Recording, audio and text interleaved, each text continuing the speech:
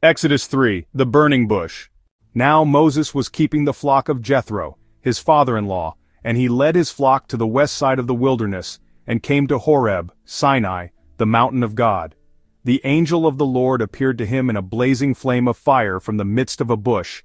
And he looked, and behold, the bush was on fire, yet it was not consumed. So Moses said, I must turn away from the flock, and see this great sight, why the bush is not burned up. When the Lord saw that he turned away from the flock to look, God called to him from the midst of the bush and said, Moses, Moses. And he said, Here I am. Then God said, Do not come near, take your sandals off your feet, because the place on which you are standing is holy ground. Then he said, I am the God of your father, the God of Abraham, the God of Isaac, and the God of Jacob. Then Moses hid his face, because he was afraid to look at God.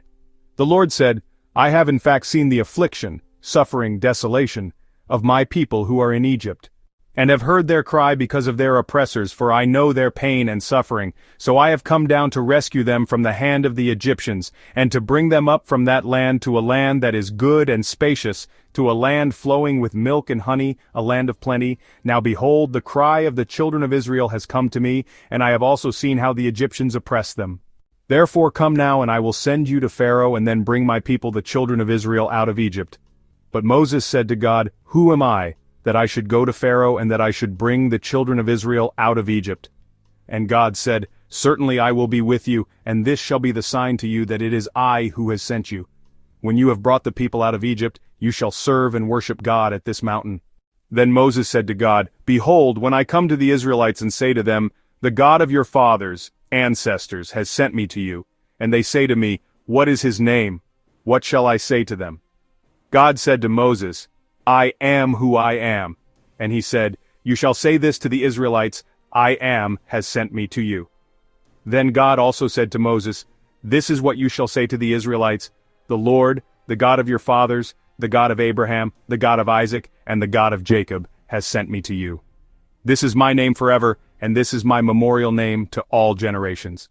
Go, gather the elders, tribal leaders of Israel together, and say to them, The Lord, the God of your fathers, the God of Abraham, of Isaac, and of Jacob, appeared to me, saying, I am indeed concerned about you and what has been done to you in Egypt. So I said, I will bring you up out of the suffering and oppression of Egypt to the land of the Canaanite, the Hittite, the Amorite, the Perizzite, the Hivite, and the Jebusite, to a land flowing with milk and honey. The elders of the tribes will listen and pay attention to what you say.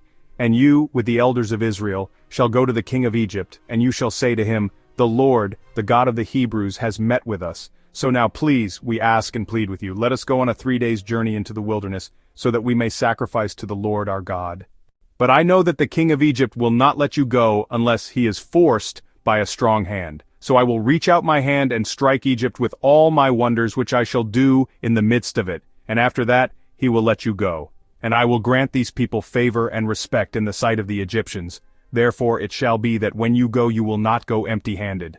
But every woman shall ask her neighbor, and any woman who lives in her house, for articles of silver and articles of gold and clothing, and you shall put them on your sons and daughters. In this way you are to plunder the Egyptians, leaving bondage with great possessions that are rightfully yours.